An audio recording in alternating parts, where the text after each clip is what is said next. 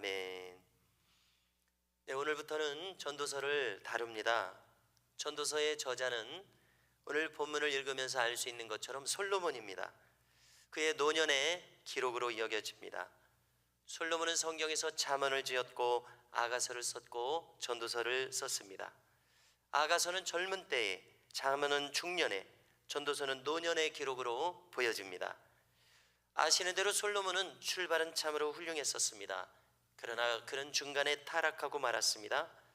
그러나 전도서 마지막 절들을 보면 이렇게 말합니다. 일의 결국을 다 들었으니 여호와를 경외하고 그의 명령들을 지키라고 합니다. 그것이 바로 사람의 본분이라고 하면서 가장 마지막 절에서 이렇게 덧붙입니다. 하나님은 모든 행위와 모든 은밀한 일을 선악간에 심판하리라, 이렇게 말합니다.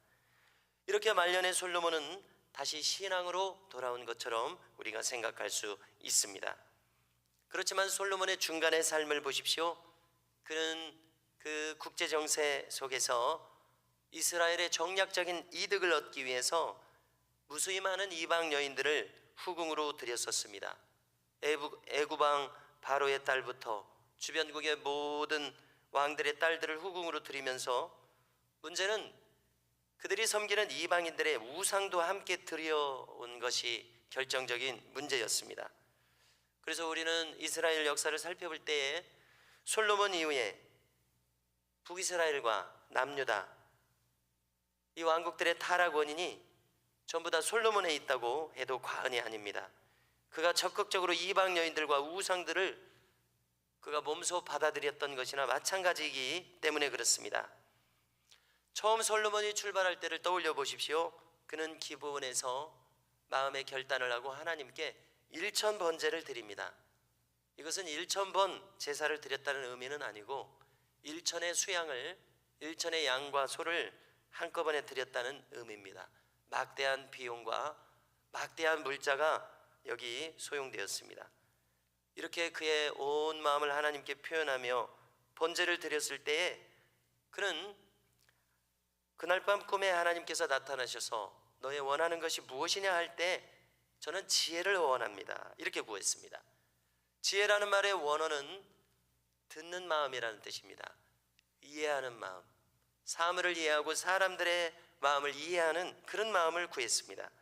그래서 하나님께서는 장수도 구하지 않고 부도 구하지 않고 지혜를 구한다고 기뻐하시면서 그 지혜를 허락하셨습니다. 그리고 모든 것도 더하여 주신다고 말씀하셨습니다. 이렇게 솔로몬은 출발이 훌륭했습니다. 그 지혜로 나라를 잘 다스렸습니다. 세상이 칭찬했던 지혜를 가졌습니다.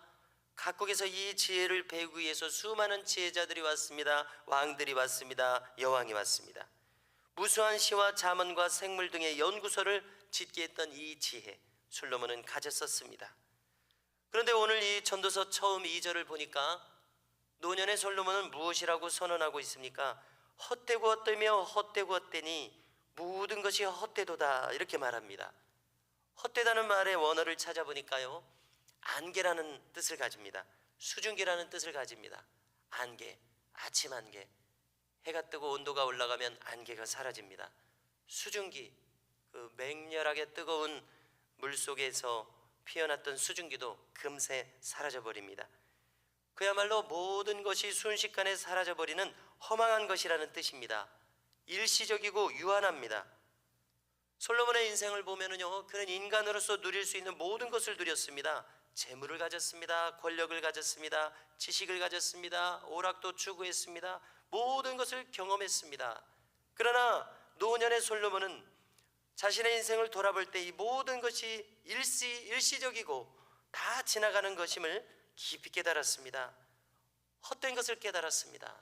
절대적이 아니구나, 상대적이구나 깨달았습니다. 해 아래 세상이 그렇습니다. 해 아래 세상에 절대적인 것이 없습니다. 영원한 의미를 우리에게 주는 것이 없다고 보여집니다. 그러므로 우리는 어떻게 해야 됩니까? 해 아래 세상만 보고 살 것이 아니라 해 위에서 이 모든 것을 다스리시는 분을 보면서 살아야 할 것입니다. 그때 우리 마음은 허망함, 헛됨, 또 공허함을 느끼지 않을 것입니다. 그때만 우리는 허무주의나 염세주의가 아니라 오직 변함없이 우리에게 기쁨을 주는 소망 중에 살아갈 수 있음을 믿습니다. 이 세상은요, 지혜와 지식, 연구를 우상화합니다.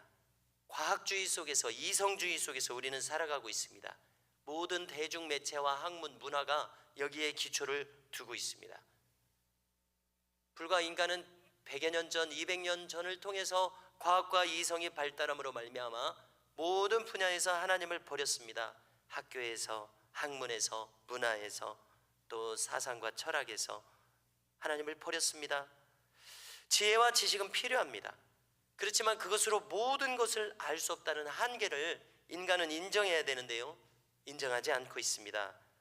자, 이제 우리의 자녀들을 가르치고 교육하고 있는 세상 교육은 진화론에 기초를 두고 있습니다.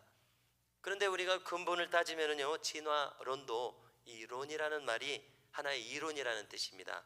확실히 증명된 것이 아니라는 뜻이죠. 그럼에도 불구하고 모든 학문이, 그리고 모든 문화가 거기서 기초하고 있다는 것이 참으로 안타까운 일입니다. 학문의 바벨탑을 쌓고 있습니다. 바벨탑이 우리에게 주는 교훈은 인간이 쌓은 것은 무너진다는 것입니다. 진화론은 결정적인 증거가 없기 때문에요, 역설적으로 진화론을 주장하는 분들은 믿음을 사용하고 있다고 말할 수 있습니다. 왜냐하면 증명될 수 없는 것을 그들은 기초로 삼고 있기 때문에 이것은 믿음이잖아요. 역설적으로 이렇게 믿음이 발동하고 있습니다. 얼마나 어처구니 없는 일이 벌어지는 것입니까? 이것이 바로 하나님을 떠난 인간의 지혜와 지식이 하는 일입니다. 이렇게 이성과 과학을 중시하면서 정작 증명할 수 없는 것을 믿고 있는데요, 오늘 솔로몬이 이야기하는 것처럼 다 바람을 잡으려는 것처럼 헛되다, 그 말이 그대로 적중하고 있습니다. 허망한 일입니다. 또 이어지는 15절 이하 그 근처의 말씀처럼 인간이 알기만 하는 것도 헛됩니다. 지식만도 헛되다는 것입니다. 구부러진 것을 바로잡을 수 없고 부족한 것을 채울 수 없습니다. 인간의 지식에 기반한 정책이 모든 것을 다 해결할 수 없더라는 것입니다. 그렇죠? 우리 사회의 모든 문제가 깔끔하게 해결되지 못합니다. 바로잡을 수 없고 또 부족한 것을 채울 수 없습니다. 이렇게 솔로몬은 인간 지식의 한계를 절감합니다. 여기서 사람은 어떤 태도를 가져야 되겠습니까? 나는 할 수 없구나, 우리는 할 수 없구나, 우리의 문화와 지식과 학문으로는 할 수 없구나, 하나님을 찾고 하나님의 지혜를 구해야 마땅할 텐데요, 인간은 그렇게 하지 않고 있습니다. 인간의 무능력이 하나님을 찾지 않는 것으로 끝나는 것이 참으로 문제입니다. 그래서 어떤 사람들은 포기와 절망에 빠집니다. 허무주의와 염세주의로 끝나버립니다. 왜냐하면 아직 자기 힘을 믿고 있기 때문에 그렇습니다. 이렇게 하는 한 사람은 하나님을 만날 수 없습니다. 경험할 수 없습니다. 그의 도우심을 받을 수 없습니다. 마지막으로 18절에서 솔로몬은 지혜가 많으니까 번뇌도 많다고 합니다. 지식을 더하는 자는 근심을 더하더라고 말합니다. 우리말에도 아는 것이 병이라는 말이 있죠. 이럴 바에는 지혜를 가진 사람이나 우매한 자, 지식이 없거나 지혜가 없는 자가 똑같습니다. 매일 반입니다. 우리는 알아야 할 것입니다. 지혜의 근본은 여호와시라는 말씀을 알아야 할 것입니다. 참 지혜는 우리에게 지혜가 없다는 것을 인정하고 하나님의 지혜에 편승하는 것입니다. 우리는 아무 실력이 없으나 하나님의 실력과 능력 위에 우리가 올라타는 것입니다. 탑승합니다. 버스에 올라타듯이요. 이렇게 우리는 나는 아무 지혜가 없다는 것을 인정하는 것이 참 지혜입니다. 그러므로 우리의 오늘 행할 바는 분명합니다. 우리는 어떻게 행해야 됩니까? 오늘도 후히 주시고 꾸짖지 아니하시는 하나님께 지혜를 구해야 할 줄로 믿습니다. 어떻게 구합니까? 기도로 구합니다. 묵상할 때, 말씀을 읽고 들을 때 지혜를 구합니다. 그러면 하나님께서 우리가 어떻게 행해야 할지, 무엇이 필요한지, 어디로 가야 할지, 누구를 만나야 할지, 무슨 말을 해야 할지 지혜를 그때 주실 줄로 믿습니다. 이 지혜로 말미암아 살아가시며 승리하시는 우리 모두가 되시기를 주님의 이름으로 축복합니다.